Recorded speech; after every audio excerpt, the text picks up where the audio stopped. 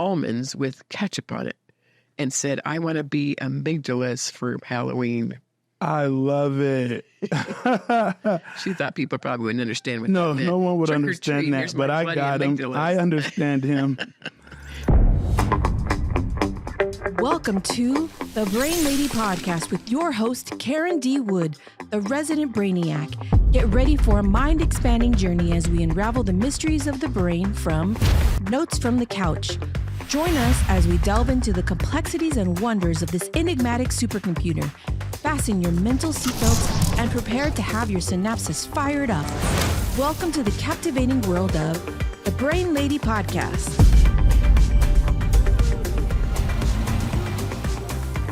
Hey, and welcome back to the Brain Lady Podcast. My name is Karen D. Wood, and we're filming here in the podcast lair with the effervescent. There's a word that came out of nowhere. Effervescent. Jermaine Jackson. Talking about me? Co-host. Effervescent. Wood, we are back in the podcast lair. I am excited for another note from the couch. I know this is going to be a good one. I kind of looked forward at some of the notes. So Wood, I'm excited. Let's talk about a note from the couch.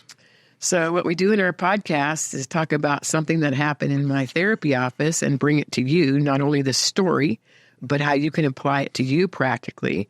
So today's note from the couch comes from a marital gentleman who I really admire, and they were fighting to save their marriage, but he just was not getting the point that when she was upset, he just needed to stop talking because his precious male brain wanted to solve the problem. Right. So he would pursue her, and she's flighting backwards as fast as she can, and the words start going, and just not a pretty picture.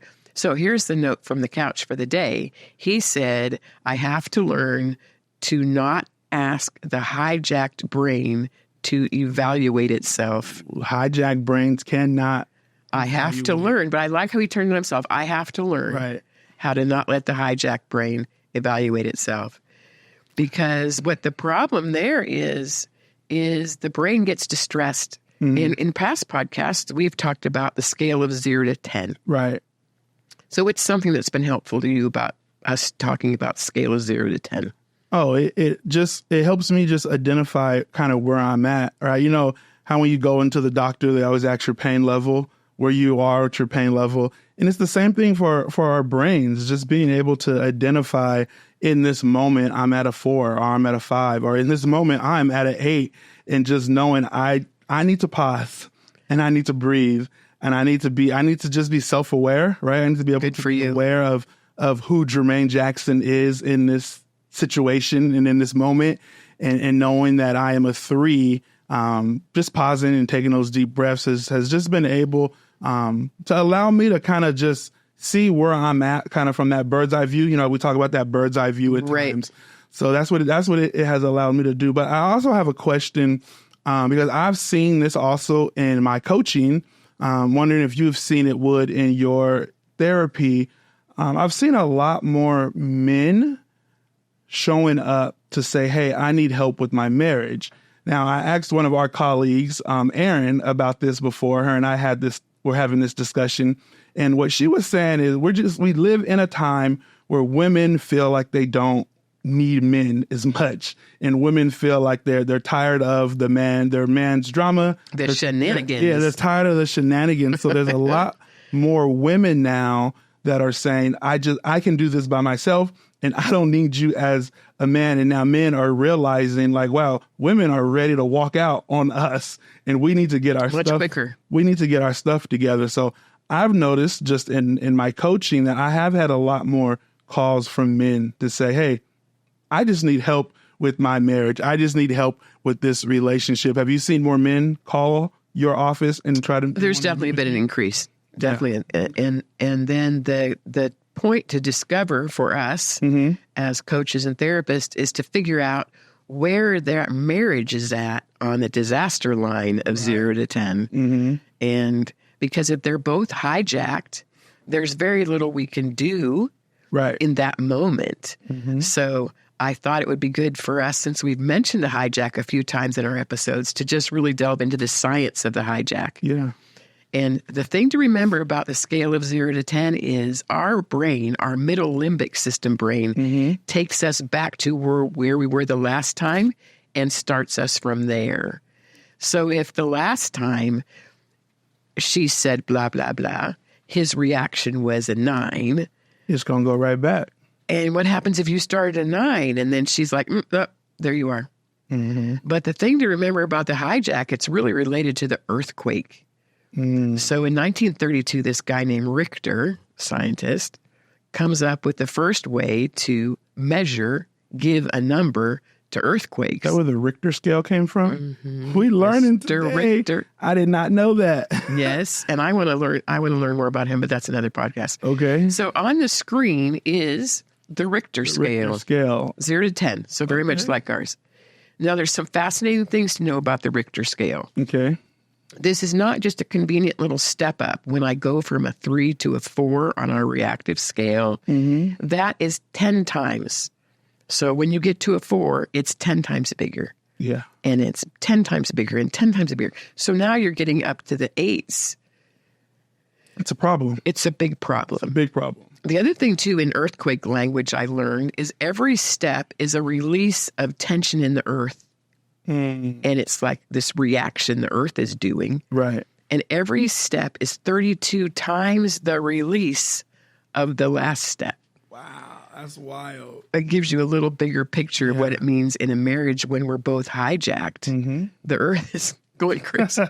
But I love some of these terms. So on the screen, for those of you audio listeners, you can look it up, is the descriptions for some of these.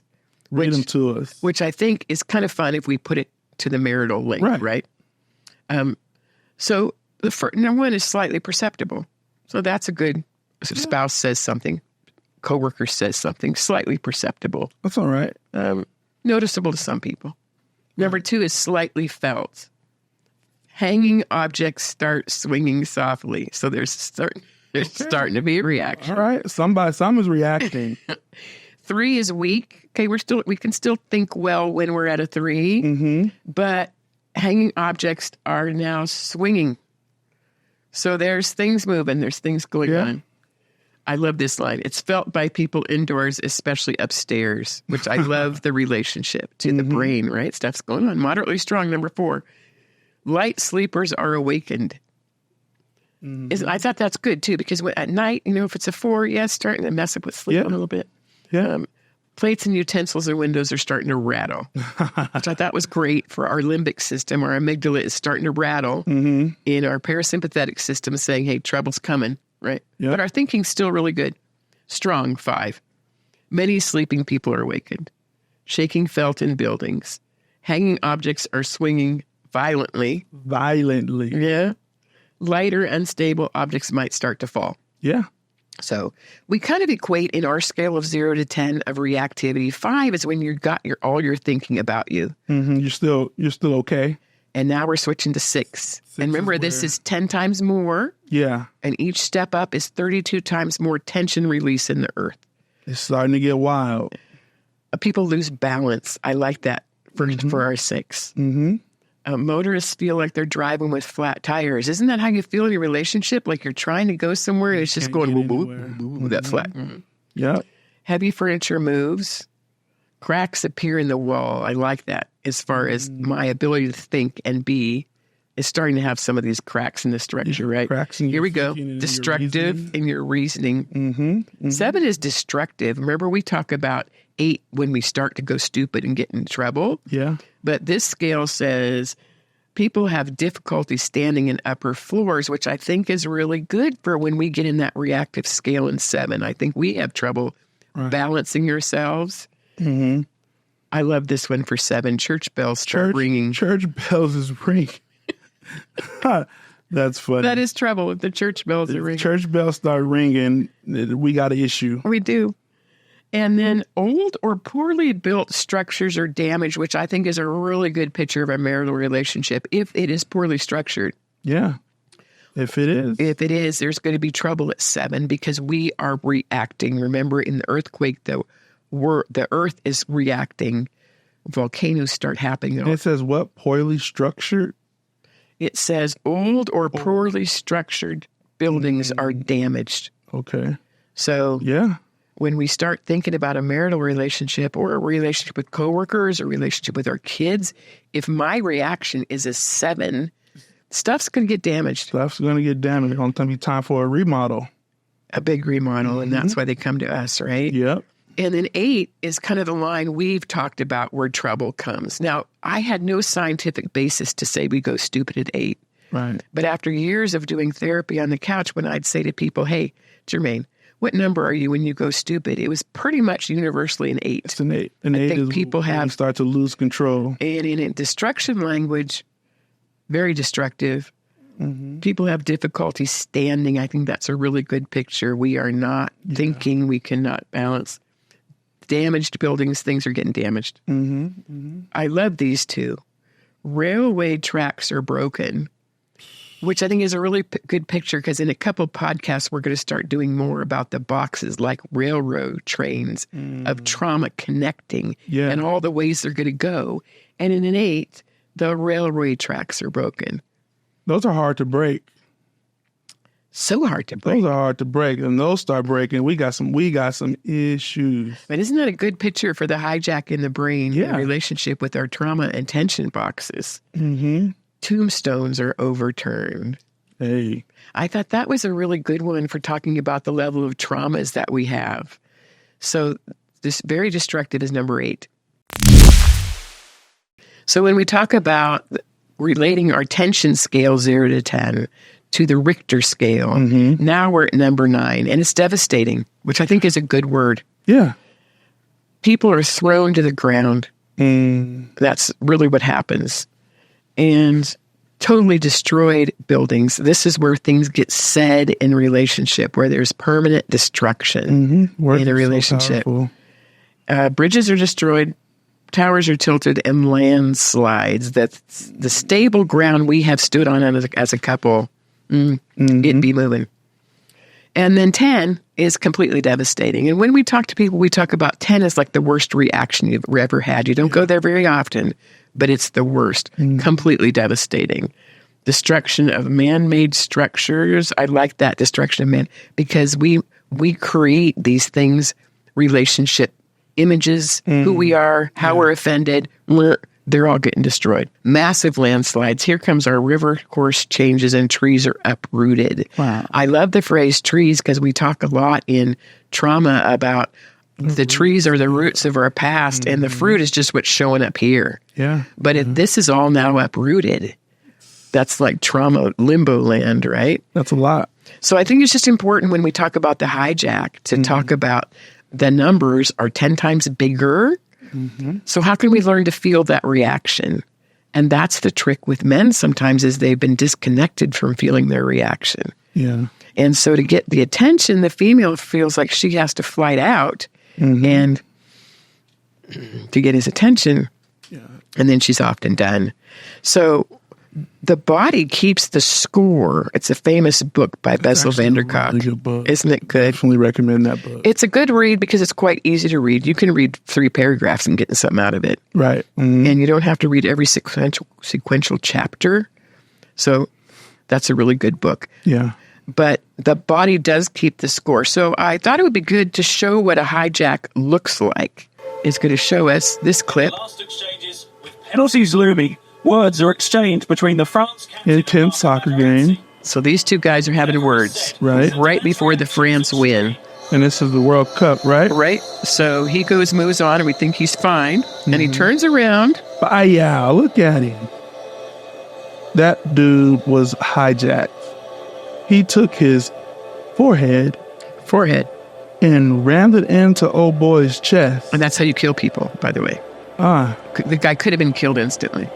So here's our top player near the end of the World Cup, and they're winning, and watch what happens. So goalie's trying to calm him down. Here comes look what happens. Red card. What else did you expect? He's out. Come on, you can't do that. And his team loses, and the other guy side is like, watch him. He's just like, whoa. Yeah, he lost it.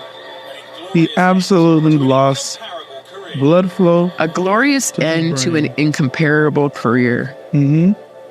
And it happened that fast because he was feeling threatened by that other guy. Wow. So that's a picture of what a hijack looks like in sportsland. Mm-hmm. Now, so what was your thought when you saw that guy doing that? Well, he was upset. He was angry. Something happened, and he felt out of control. He felt, like you said, he felt threatened. And in that, he responded in a way that had a big consequence. He was ejected from the game. His team lost the game. So imagine his career's over. Imagine that weight, right? Now he has to carry that weight for forever. That doesn't go away. You don't get a second chance at that. And many times that's exactly what a hijack does to us. It causes us to react and to do something or to say something that many times we can't get back. And there's that permanent destruction to the structures and the buildings, right? Mm-hmm. It is. And the framework of our relationships. And it's so easy to do because in that moment, that amygdala that we talk about in the middle of the brain, it is going to protect. Doesn't think. It doesn't think. It protects. And many times, and it thinking it's protecting you, it actually is getting you into some trouble. So now we've got another clip of some more trouble. Here's another hijack, but in Hollywood land. Oh. Ha! We all seen this before. So we got Oscars, and he's making a few comments, and Will Smith is like looking a little funny. Mm-hmm. And the whole audience is saying not funny, and he's trying to cover it. And now here comes Will Smith. He thinks he's going to give him a hug, and kabow. Hey, he gave him one of them. Will Smith just smacked the out of me. He did. Come on. In the Oscars. Like you can't do that, first of all. And it keeps going. Excuse some of the language here. Oh, yeah. Then he started yelling. Oh, yeah, that's the... Look at his chin worked it. Look at his chin. Don't I'm talking about my wife. Yeah. So the hijack continues. Mm-hmm. And rough. Chris Rock does a really good job of trying to settle things down and move on. But that was a hijack. That is. So what is happening we've seen those two clips. Is it? Let's talk to the mama, right? That's at home with the babies and they're tired and they're frustrated and they have clothes to wash. They have dishes to do. They have crying babies. What is happening when that brain is hijacked with that mama? So there's an author named Daniel Goleman who wrote a really, really good book, a recommended read for everybody, 95, and it was pretty controversial when it came out. Okay. Now, 1985 is your lifetime, right? Hey. So here's these things that are just being understood in a lifetime, which I always find interesting. When did you guys get married? We have been married now 12 years. So we got married in 83, and so between my marriage and your marriage, this book comes out called Emotional Intelligence, Why It Can Matter More Than IQ. Emotional intelligence, why it can matter more than IQ. And he described the hijack as an immediate, overwhelming emotional response out of proportion to the stimuli. Wow. Read that one more time. Yep. It's an immediate, overwhelming emotional response out of proportion to the stimuli. So we're looking at those clips going, whoa, how'd that happen, right? Because it has triggered a more significant emotional threat. Wow. So here's your mama trying to deal with all this stuff, and the kid spills the milk. And kabowie. That poor kid gets all the reactions from the whole day, and the finances, and the car not working, and and that's where domestic violence happens. Yeah. Because the brain just says, it's called cognitive dissonance. Say it again? Cognitive dissonance. So cognitive is my thinking. Dissonance, it's just different. Yeah. Dissonance means off. So on the screen is this quote about the amygdala hijack. And I must be allergic to hijacks because I'm about to sneeze. Yes. Which won't be pretty, just letting you know. So they're immediate and they don't usually match the threat. And that's what happens raising kids, talking in marriage, at work, at stoplights. Have a client reported they were in L.A. and the husband, mom and kid are in the car and the husband just gets out to go talk to the guy behind him who was honking a lot.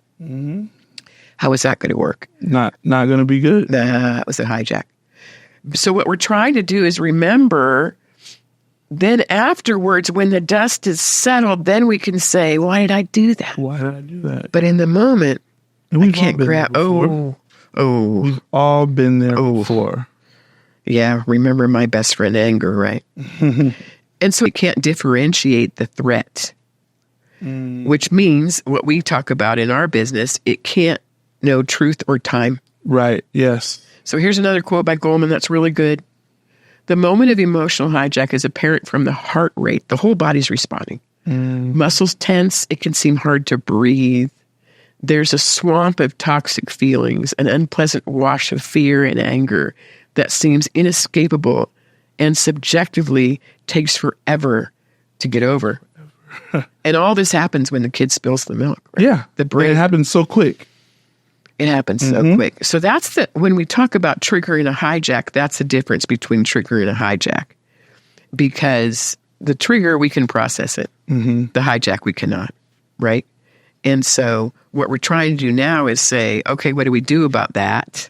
Yeah. And so is it something that you need the tools or the coping skills to kind of be ahead of it before the hijack starts? Because when you're in a hijack, you can't just jump out of it, right? No. Like it's a process. So what are some of those signs for us to look for to say, hey, I'm on my way to a hijack?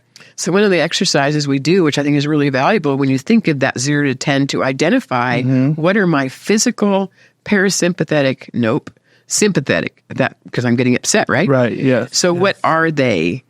I had a kid one time, autistic kid, great, who could define, I start getting mad here, I start growling here, here's when I start biting, and here's where I run out of the house. He could identify by the number what his physical response was. And he was hilarious because started teaching him about his brain. He started doing much better. A lot of things we're going to talk about in just a second. But since it's Halloween, I'll just share this. It's not really a squirrel because it's Halloween and we're talking amygdala. It's not really a squirrel. He came to his mom with 2 almonds with ketchup on it and said, I want to be amygdalas for Halloween. I love it.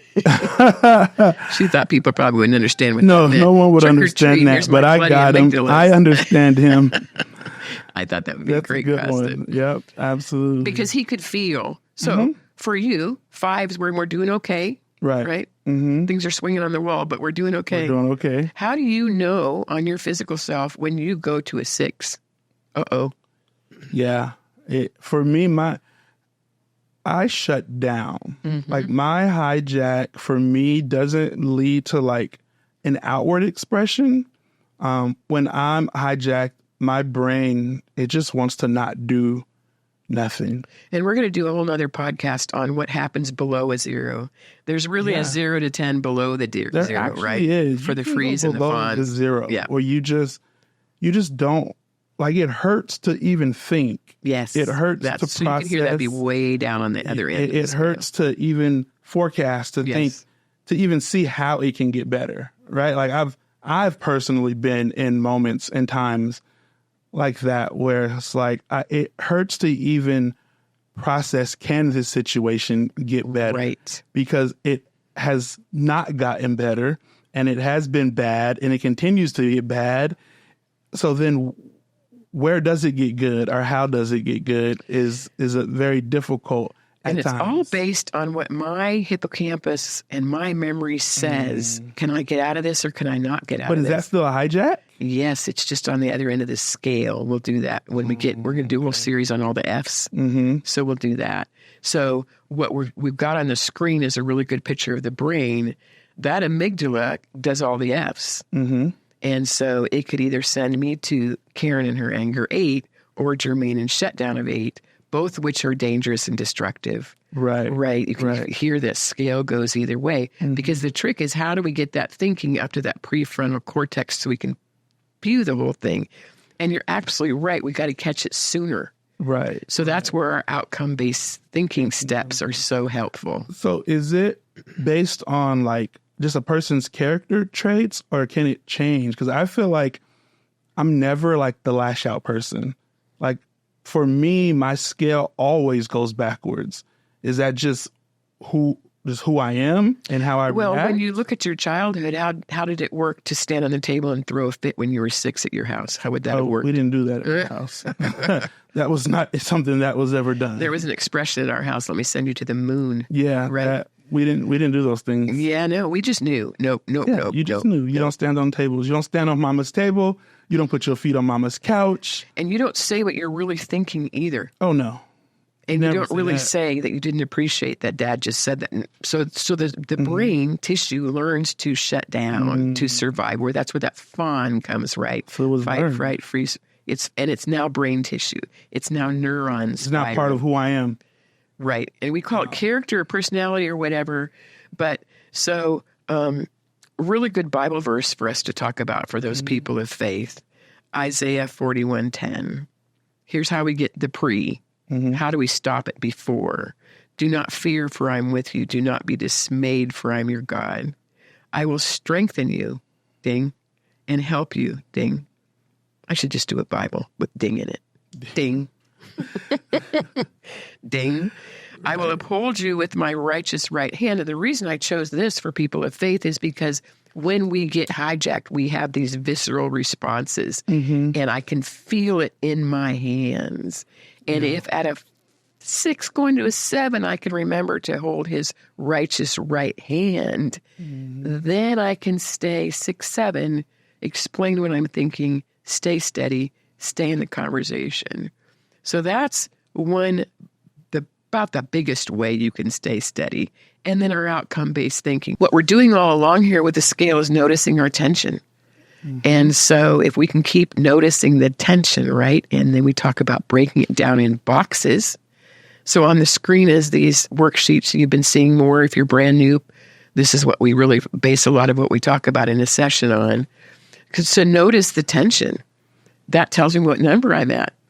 And literally, we can say to each other, hey, I'm at a 7 right now. I'm going to take a break because this is not going to be good.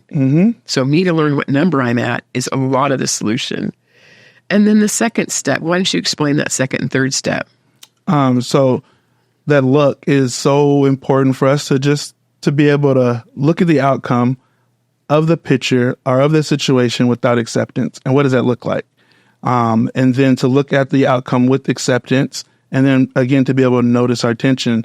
So I think I've said it before on here, but language shapes behavior, behavior shapes culture. And this is why clear thinking is so important, right? Because like you and I, we understand this language. My wife and I, we understand the language. Even my kids understand this language. So it's very easy for me to say things like, what does the outcome of that picture look like, Noah? Right? And Noah his brain, whether he wants to or not, whether he's upset or he's joyful, his brain will create these pictures, right? We think in pictures faster than we do anything in the world. That's the trick. Now that Noah understands this language, I understand this language, you can see me not having a good day, and you can simply just say, what does the outcome of that look like? Uh-oh. And my brain is going to create the picture of what it looks like without acceptance. And that's an ugly picture. Our best reel, if people want to go to the YouTube channel, Brain Lady Podcast, the best, most watched reel we have is the one where you explain what accepted is and isn't it. Oh, yeah. So it just is a helpful concept. It doesn't mean the thing's right or good. No. So if my spouse is hijacked, like we started off the quote at the beginning, then I have to find my best state of mind in that situation. That's the key right there, being able to access your best state of mind, right? Because in that moment, the person that I'm talking to, whether they're hijacked, they're upset, they deserve to see the best version of me, right? Even when they're abusing you. Even when they're abusing me, the best version of me still needs to show up. And that's one of the things that I tell my kids all the time, right? Somebody needs the best version of you today because they might not be having the best day, right? They might need somebody to be their absolute very best to help them get through something. For their little brains that aren't developed yet. Right. There's some days that I show up to the office and Wood, I need you to be your absolute very best because I'm having a hard day. Right. And me having a hard day, when you show up and you're the best version of Wood that you can be, it helps me become the best version of who I am. And it's just really important for us as a team, or as you and your spouse, or for you and your kids. Language shapes behavior and behavior shapes culture, and learning clear thinking is so important. And so those 4 steps, we go over them every single episode because as we learn them, we call it going global, where we can learn how to do that even when we're feeling threatened. Yeah. And the 4th step, thanks, Phil, is noticing the tension again tells us if our amygdala is believing it or not. And then when we do a whole series in the boxes coming up, if our brain's not believing it and fish hooks to another thing, start over. Yeah, we got to walk that out. We got to walk that out. Because marriage can have a lot of topics. So we started off today talking about a gentleman who said, I need to learn in a marital conflict to not expect the hijacked to evaluate itself. Yeah, smart. And how can we avoid the hijack so we can continue to evaluate ourselves? Yeah.